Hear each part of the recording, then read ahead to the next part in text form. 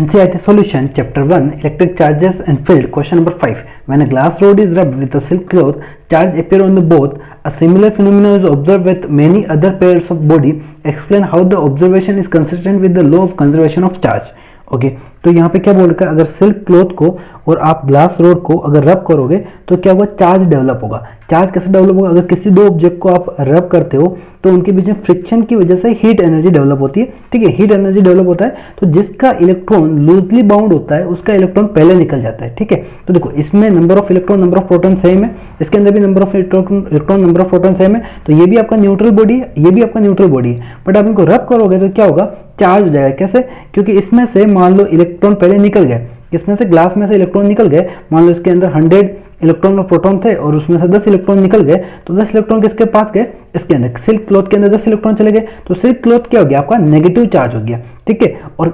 road क्या हो गया पॉजिटिव चार्ज क्लियर है ओके ये तो चार्ज का क्लियर हो गया अब यहाँ पे क्या बोल रहा है कि ये कंजर्वेशन को फॉलो कर रहा है कंजर्वेशन मतलब charge neither be created nor be destroyed it can be transfer from one body to another body ये कैसे प्रूफ हो रहा है अब देखो यहाँ पे इसके अंदर अपन बोल दे रहे हैं कि 100 इलेक्ट्रॉन थे और 100 ही प्रोटॉन थे ठीक है तो चार्ज 100 इलेक्ट्रॉन का चार्ज है और ये 100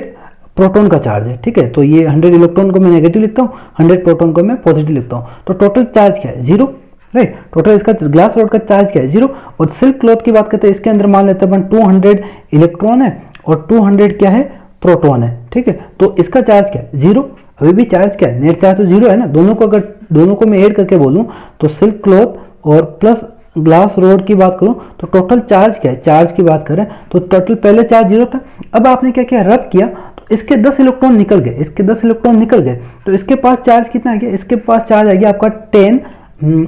इलेक्ट्रॉन पॉजिटिव चार्ज है किसके पास ग्लास रोड के पास 10 इलेक्ट्रॉन का पॉजिटिव चार्ज आ गया ओके 10 टाइम्स ऑफ ई क्या है 1.6 into